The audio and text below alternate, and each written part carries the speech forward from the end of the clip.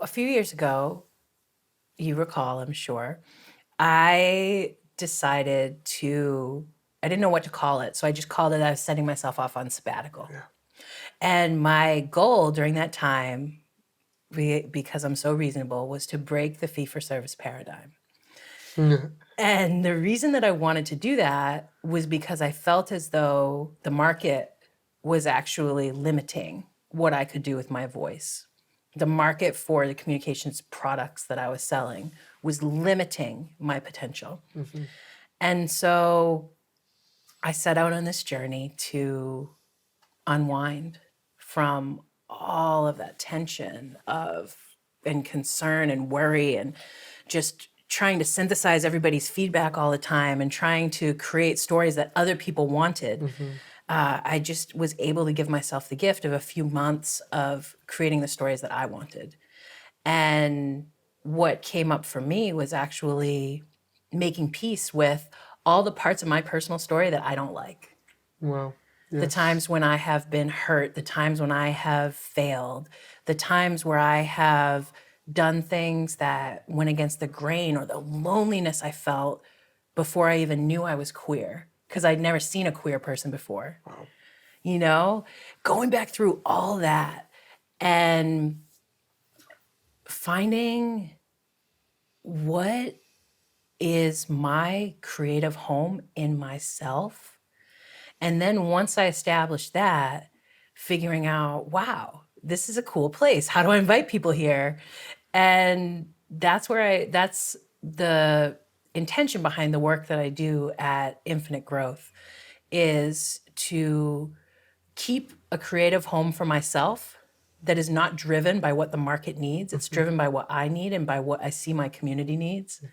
And then inviting people in to either, to expand their own sense of creative home and to just rejoice in mine. That's beautiful. That's so powerful.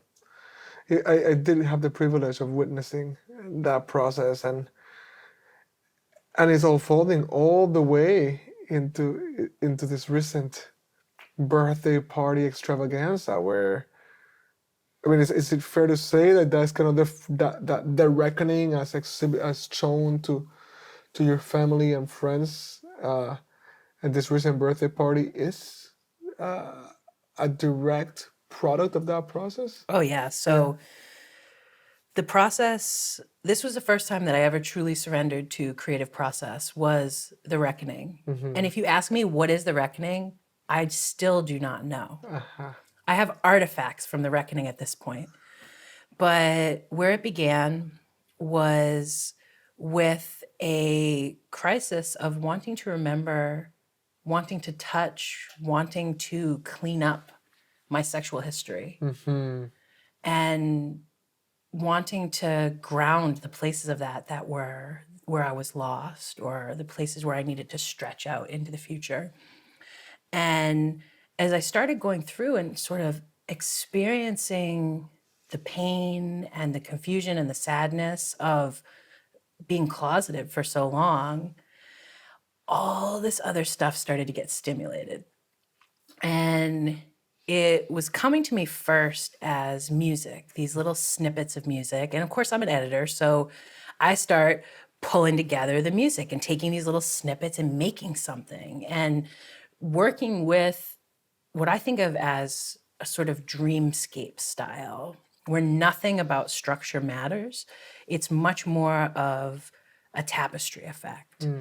And so these songs that were haunting me from the time when I began to form my sexual identity became the first chapter of the music part of The Reckoning. There's maybe the first 4 or 5 minutes of The Reckoning are that. And then it kept going. Like, I've got clients, I've got responsibilities, and the creative process kept going. Mm-hmm. And every night I'm like sitting there on my computer editing. I started to write about these different experiences. I started to pull in photography that from my personal archive, and started to get this momentum of what is this thing that I'm making? And honestly, a personal project like that, it just feels frivolous. At least to me, it feels frivolous. Like, how could I really be spending so much time on myself? What is this? Like, I have work to do. Right, productivity. Productivity. And, you know, I joke that every night I would say a prayer that the reckoning would end. And every morning I would wake up and it would begin again. The minute I open my eyes, I'd be like, it's still here. It's still going on. Wow. And I become possessed by this project. Wow. And it was going to an edge of experiencing creativity, and as I said, creating an environment of surrender. So, you know, it had its way with me. The first round of it was so personal and intimate and so emotional for me. I was still so raw over it that I shared it with just a handful of friends, one-on-one, where I went to them with this box of index cards that had lots of notes and photographs. And, you know, at that point I had maybe 14 minutes of music, and we lit candles and we sat there and we cried. And what I learned in that first iteration was that this is not about me. That I was sharing my story, I was sharing my pain, and what I was receiving was other people's story and other people's pain. Right, of course. It was not about me. And so that emboldened me of like, I've been searching my whole life. Like, this is personal storytelling. This is the function That's of personal storytelling. Yes. My truth opens your truth. Yes. I create a container for your truth to come through. Yes. So as with the reckoning, it sort of disappears for a while and I forget about it, or other things are going on. I mean, obviously I had to get back to the clients, you know, that's gotta do more than that in my case. But it resurfaced again as I was heading towards turning 40. It resurfaced, and I decided that I wanted to make it part of a multimedia installation in my home for my birthday. And so, you know, in classic ambitious form, I decided to turn it into a multi-screen multimedia presentation with, you know, film and photography and poetry. And I expanded out the music track to be almost 40 minutes. And it's bringing me into a new genre of storytelling, which is actually an experiential genre. Yes. Where, like, why don't we take space and actually turn it into something that forces people to emote, that forces people to engage, that when I walked upstairs during the reckoning, the music is independently looping. Everybody's looking at different screens. No two people are having the same experience of themselves, of relationship to the content, or of relationship to each other. There are people holding each other. There are people talking to each other. There are people dancing. There are people asking questions. There are, there's so much depth.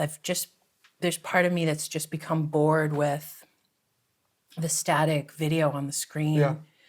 And I'm so interested in how we can create whole environments that actually move everybody together to a different vibrational space. Yes.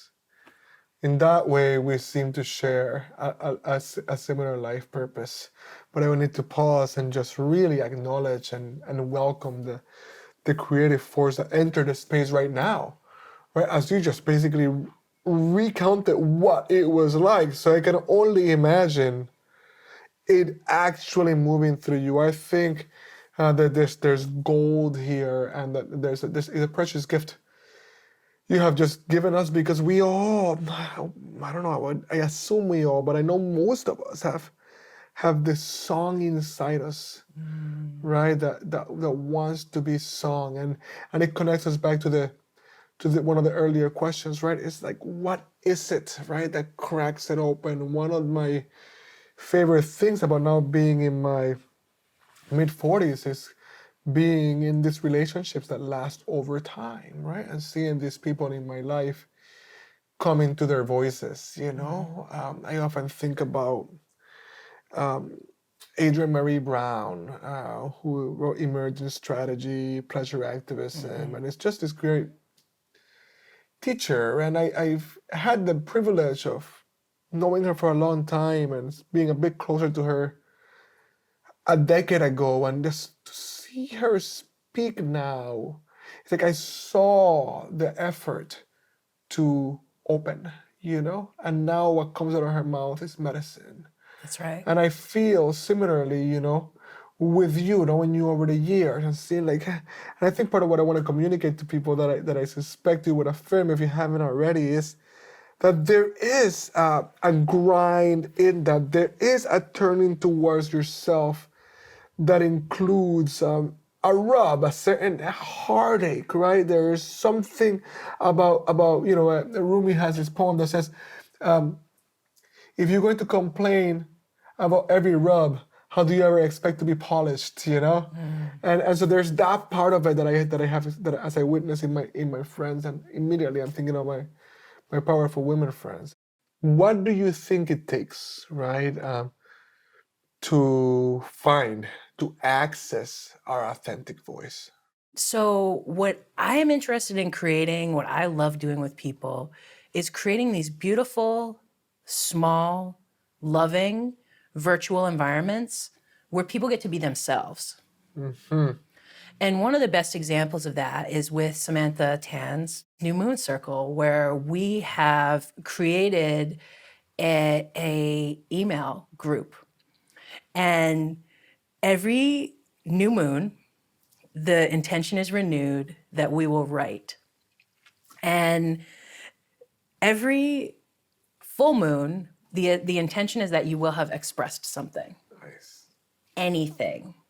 And so who knows what the Moon Sisters are gonna do, right? But what happens when we created this space was that people have just come in and started sharing direct downloads of the divine. Like, Wow. I wake up in the morning and I look at my email and there is poetry, there is song, there are beautiful essays, there are these women who are grappling with all of the different challenges that they're facing in the society. And they're speaking from their heart. They're not speaking from their head, right? This is the communications director. This is Danielle. Right. The communications director doesn't have all the answers. But whatever someone's role is, not everybody's a communications director, but everybody learned somewhere that they had to filter their thoughts. They had to be strategic in the way they frame things, and that what they think and feel is not an important part of their voice. Right. But in many places, it's not welcomed. Right? It will get you kicked into exile. That's right. If you speak from there. So beautiful that you have learned about creating spaces where that voice can be held and permissioned. How liberating.